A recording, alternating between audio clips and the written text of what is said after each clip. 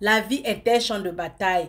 Pourquoi? Éphésiens chapitre 6, verset 12 nous dit, car nous n'avons pas à lutter contre la chair et le sang, mais contre les dominations, contre les autorités, contre les princes de ce monde de ténèbres, contre les esprits méchants dans les lieux célestes. La plupart du temps dans les églises, les chrétiens chuchotent, les chrétiens murmurent, les chrétiens râlent, les chrétiens se plaignent, les chrétiens pleurent et gémissent à propos de leur situation parce que leur vie est centrée sur comment ils se sentent, comment ils pensent, comment ils se portent, comment on les traite. Pourtant, la première étape pour être fort est de se réaliser que la vie n'est pas un terrain de jeu. La vie chrétienne n'est pas un jeu. La vie chrétienne est une bataille, est un combat, et un combat spirituel, pas un combat physique. Donc, si tant de personnes dans l'église sont faibles, c'est parce qu'elles ne sont pas armées pour la bataille. Tu dois t'armer pour la bataille. Parce que si tu n'es pas armé pour la bataille, tu ne peux pas entendre le Saint-Esprit. Tu ne peux pas savoir ce que le Saint-Esprit te dit. Tu ne peux pas être guidé par le Saint-Esprit. Donc, et si tu n'es pas armé pour la bataille, tu vas mener le mauvais combat.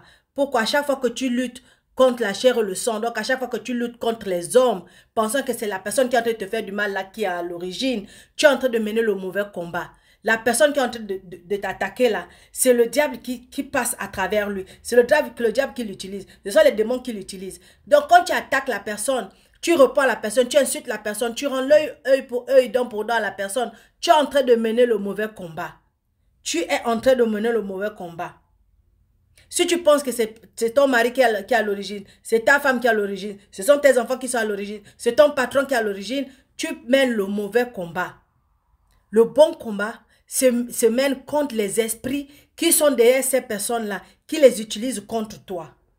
C'est pourquoi la Bible nous dit que pour vaincre les ruses du diable, il faut porter l'armure de Dieu. Pour vaincre le diable, il faut porter l'armure de Dieu. Et Jacques nous dit dans Jacques chapitre 7, soumettez-vous donc à Dieu, résistez au diable et il fuira loin de vous. Donc porte les armures de Dieu, sois ferme dans la foi et sache, désormais tu sais qui est ton ennemi. Combat tes ennemis, ne combat pas les hommes pour que tu mènes le bon combat.